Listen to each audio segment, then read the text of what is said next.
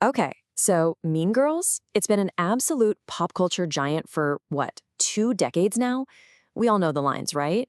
We were pink on Wednesdays. But there's this one little secret, a fact about one of the most iconic characters, Regina George's mom, that still makes people's jaws drop. So let's just jump right in. Picture Mrs. George, the cool mom, desperately trying to hang with the plastics. And then you've got her daughter, the queen bee herself, Regina. Now, what do you think the actual age gap was between the two actresses? Like in real life? 15 years? Maybe 20? What's your guess?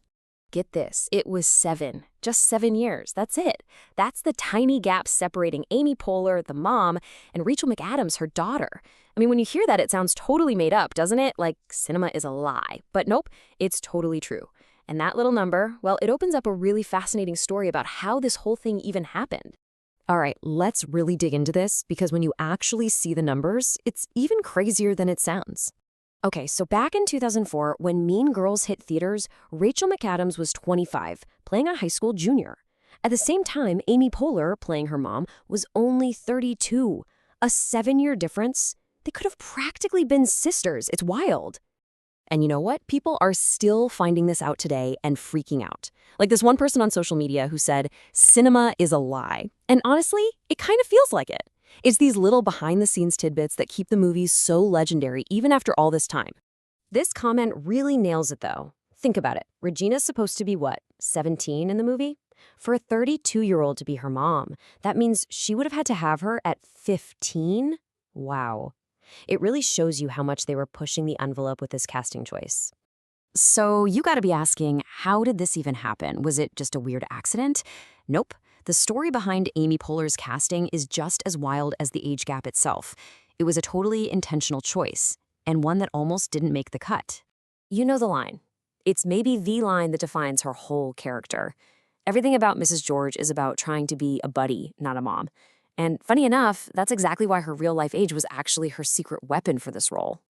See, this wasn't some random audition. The part was literally written for Amy Poehler. Tina Fey, who wrote the whole movie and also starred in it, created the character of Mrs. George specifically for her friend and SNL buddy.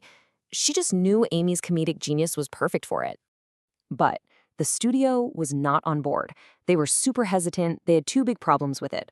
First, they thought, she's way too young. No one's going to buy her as a mom to a teenager. And second, they were getting nervous about having too many SNL people in the movie. But Tina Fey and the director, Mark Waters, they really fought for her. They basically said, no, you don't get it. Her age is the whole point. And you know what? That risk they were worried about, it turned out to be absolute comedy gold. It made the character more than just funny. It made her essential to the whole story. This is really where it all clicks. Because Amy Poehler was so close in age to the girls playing the plastics, her desperate need to fit in just feels so much more real. She doesn't just act like she wants to be one of them, she almost looks like she could be, which makes the whole thing funnier and, honestly, a little bit sad. I mean, her character is basically the poster child for, let's call it, lackluster parenting. She's so busy trying to be their friend, making them drinks, recording their dances, that she forgets to actually be a parent. And suddenly, you start to see exactly where Regina gets her personality from. And that's really the genius of it. Mrs. George isn't just there for a few laughs. She's the reason Regina is Regina. When your mom acts more like a wannabe friend than a parent, it's no surprise you turn into a queen bee who needs to control everything. The casting just added this whole other layer to the film that's just brilliant. So, in the end, this little 7-year secret isn't just a fun piece of trivia. It's one of those perfect little details that helps explain why Mean Girls isn't just another teen movie. It's a legit cultural icon. I mean, look at the legacy. It's been 20 years, and we've gotten a huge Broadway musical out of it, that big reunion for the commercials, and even a whole new movie based on the musical. This thing is not slowing down. It's just getting bigger. So why are we still obsessed with it? It's because of stuff exactly like this. It's the memorable lines, the characters you never forget, and these crazy behind-the-scenes stories. That's what takes a movie from being good to being totally legendary. Which kind of makes you wonder, right? What is it that makes some movie characters stick with us forever?